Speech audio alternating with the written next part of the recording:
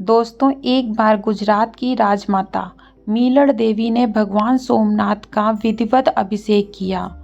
उन्होंने सोने का तुला दान कर उसे सोमनाथ जी को अर्पित कर दिया। सोने का तुला दान कर उनके मन में अहंकार भर गया और वह सोचने लगी कि मेरी तरह सोने की मोहरों से किसी ने भी भगवान का तुला दान नहीं किया होगा।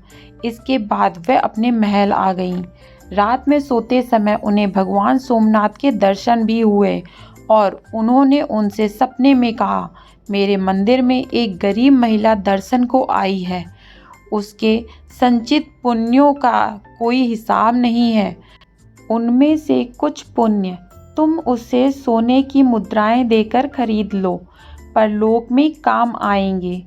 स्वप्न में जागते ही उसने कर्मचारियों को मंदिर से उस महिला को राजभवन में लाने के लिए आदेश दिया।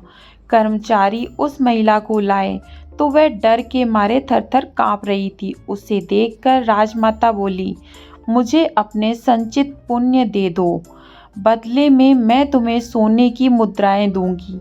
मैंने सुना है तुम्हारे पुण्य अनगिनत हैं। गरीब महिला बोली, महारानी जी, मुझ गरीब से भला पुण्य कार्य कैसे हो सकते हैं? मैं तो भीख मांगती हूँ। भीख में मिलने वाले चने चबाते चबाते ही मैं तीर्थ यात्रा को निकली थी। कल मंदिर में दर्शन करने से पूर्व किसी ने मुझे एक मुट्ठी सत्तू दिए थे। उसमें से आधे मैंने भगवान को भोग लगा दिए, बाकी एक भूखे भिखारी को खिला दिए। जब मैं भगवान को ठीक ढंग से प्रसाद ही नहीं चढ़ा पाई तो मुझे पुण्य कहाँ से मिलेगा?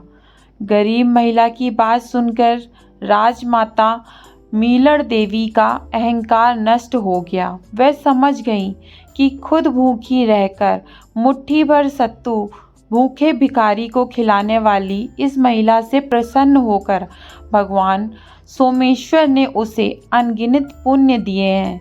इसके बाद उन्होंने अहंकार को त्याग दिया और निस्वार्थ मानव सेवा को ही अपना सर्वोपरि धर्म बना लिया। दोस्तों, सुनने में ये बात बहुत छोटी सी है, पर अगर समझा जाए तो बहुत गंभीर है।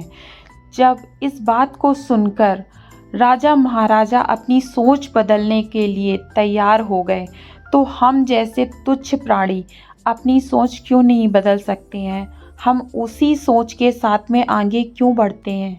नहीं, ऐसा नहीं होना चाहिए। हमें भी अपनी सोच समय के साथ बदलनी चाहिए, ताकि इस संसार में रहकर हम भी कुछ पुण्य पा सकें, दूसरों का भला कर सकें।